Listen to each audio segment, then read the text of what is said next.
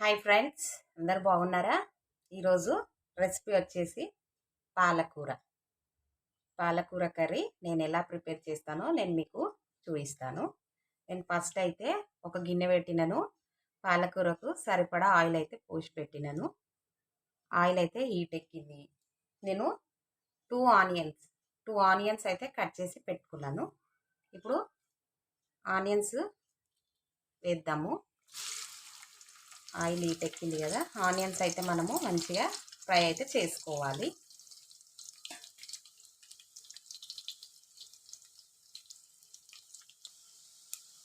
ఇప్పుడు ఆనియన్స్ అయితే మంచిగా ఇట్లా ఫ్రై అవుతున్నాయి.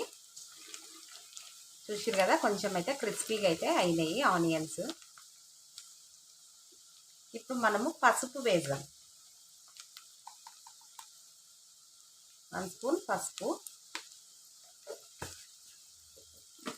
అల్లం పేస్ట్ కూడా ఇప్పుడే వేసుకోవాలి. అల్లం పేస్ట్ కూడా 1 స్పూన్. ఇప్పుడు ఈ రెండు కూడా మనము కొంచెం సేపు ఆయిల్లో అయితే ఫ్రై అయితే చేయాలి, అల్లం పచ్చివాసన పోయేదాకా. ఎక్కువసేపు ఏం అవసరం లేదు, కొంచెం సేపే, ఒక 2-3 మినిట్స్.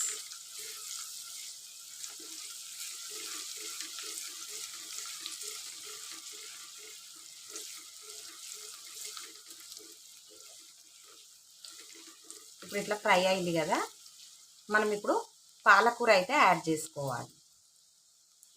నేను ఆల్రెడీ పాలకూర మంచిగా కడిగి రెడీగా అయితే పెట్టుకున్నాను. పాలకూర అయితే యాడ్ చేసుకోవాలి.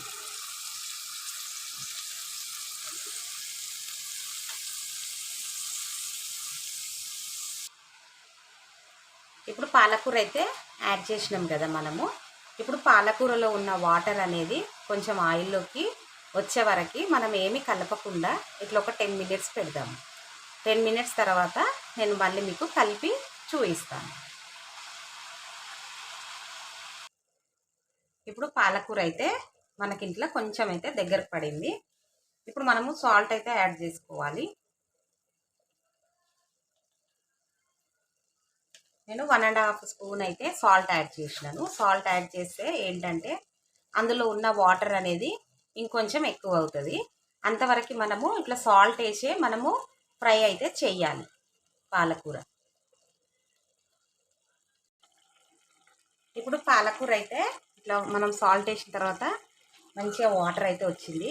ఇప్పుడు ఈ స్టేజ్లో మనము ఏం చేయాలంటే మిర్చి పౌడర్ అయితే యాడ్ చేయాలి.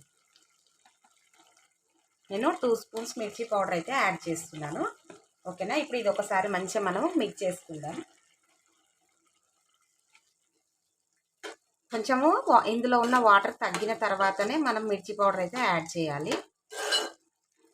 అప్పుడు కంప్లీట్గా మొత్తము ఉడుకుతుంది అన్నట్టు. ఏమైనా వాటర్ ఉన్నా ఇప్పుడు ఇందులో నుంచి వాటర్ అనేది తగ్గిపోతూ ఉంటుంది. ఓకేనా? ఇప్పుడు ఫ్లేమ్ అనేది హై ఫ్లేమ్ పెట్టి ఆయిల్ తేలేదాకా మనం ఇట్లా మంచిగా ఫ్రై అయితే చేసుకోవాలి పాలకూర. ఓకేనా? ఇప్పుడు ఒక మూత పెట్టి మనము కంప్లీట్గా పాలకూరని అయితే ఉడికించుకుందాం. ఇప్పుడు పాలకూర అయితే మంచిగా ఇట్లా ఆయిల్ అయితే తేలింది. కలర్ఫుల్గా అయితే పాలకూర అయితే రెడీ అవుతుంది. చూద్దాం కలిపి. కొంచెం అంటే కొంచెం వాటర్ అనేది కూడా లేదు, మొత్తం వాటర్ అనేది పోయి ఇంకిపోయి ఇట్లా ఆయిల్ అయితే పైకి తేలింది. చూసిరు కదా. ఇప్పుడైతే నేను స్టవ్ అయితే ఆఫ్ చేస్తున్నాను. చూసిరు కదా ఫ్రెండ్స్, మన పాలకూర అయితే కంప్లీట్ అయింది. ఓకేనా? మన ఛానల్ ఎవరైనా కొత్త వాళ్ళు చూస్తున్నట్టయితే సబ్స్క్రైబ్ చేసుకోండి and me friends and family మెంబర్స్కి కూడా షేర్ చేయండి. ఓకేనా? ఈ రెసిపీ కంపల్సరీ ట్రై చేయండి. Thank you for watching.